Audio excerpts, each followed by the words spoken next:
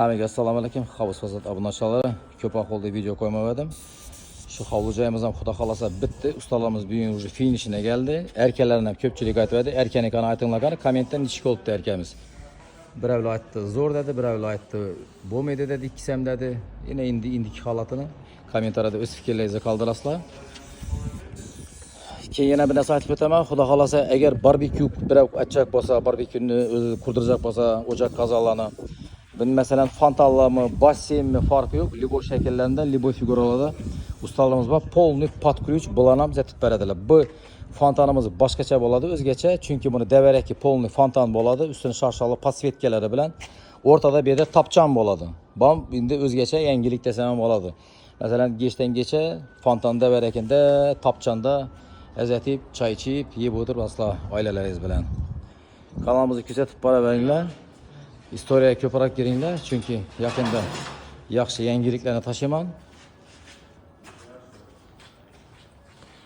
Kuzatib borgan yaxshi obunachilarimizni, aktiv obunachilarimizni o'zlarimizni sovg'alarimiz bor. Hammangizga rahmat, sog' bo'linglar, salomat bo'linglar. Ishlagan ishlaringizga muvaffaqiyat. Havuz fasad obunachilari, bu shu uchastkamizni ikkinchi tomon qismi. Bu ko'chani narigi tarafında tushgan. Bu uchastkamiz ham 055 50-25 berganmiz mahsulot.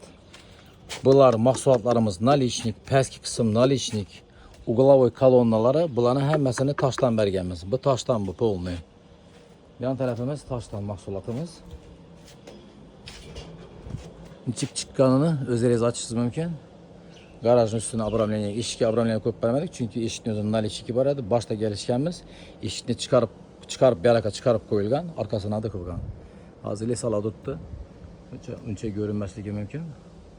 Xullas, kommentariyada o'zingiz aytasizlar. Nechik chiqqanini. Hammangizga rahmat, sog' bo'linglar. Tak yurtdoshlar, bu hovlucayimiz şu Adina to'rtxonadan doğru tushib kelaverishda.